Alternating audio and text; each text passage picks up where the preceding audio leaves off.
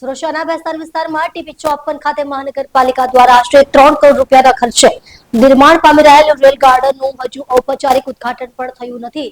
ત્યાં જ ગાર્ડનની દિવાલો અને બ્લોક્સમાં મોટા પાયે તિરાડો પડી હોવાનું સામે આવ્યું છે. આ બાબતે સ્થાનિકોએ મનપાની કામગીરી અને વપરાયેલી સામગ્રીની ગુણવત્તા પર ગંભીર આક્ષેપો કર્યા છે. પ્રાપ્ત માહિતી મુજબ આ ગાર્ડનનું નિર્માણ થોડા મહિનાઓ પહેલા શરૂ થયું હતું અને હાલ તે અંતિમ તબક્કામાં છે. જોકે ઉદ્ઘાટન સમારોહ પહેલા જ ગાર્ડનની દિવાલો પર મોટી અને ઊંડી તિરાડો જોવા મળી રહી છે. આ સાથે જમીનમાંથી સિમેન્ટના બ્લોક્સ બહાર નીકળવા લાગ્યા છે. અનેક સ્થળોએ બ્લોક્સ એટલા છૂટા થઈ ગયા છે કે તે હાથમાં આવી જાય તેવી સ્થિતિ સર્જાઈ છે. સ્થાનિક રહીશોએ આરોપ લગાવ્યો છે કે ગાર્ડનના નિર્માણમાં હલકી કક્ષાનું મટીરીયલ વાપરવામાં આવ્યું છે. સિમેન્ટ અને રેતીના મિશ્રણમાં બાંધકામના ધોરણોનું પાલન ન થયું હોવાની શંકા વ્યક્ત કરવામાં આવી રહી છે. મોટાભાગના બ્લોક્સમાં પણ તિરાડો જોવા મળી છે, જે બાંધકામની ઘણી જ નબળી ગુણવત્તા તરફ નિર્દેશ કરે છે. આ ઘટનાથી વિસ્તારના લોકોમાં ભારે રોષ ફેલાયો છે.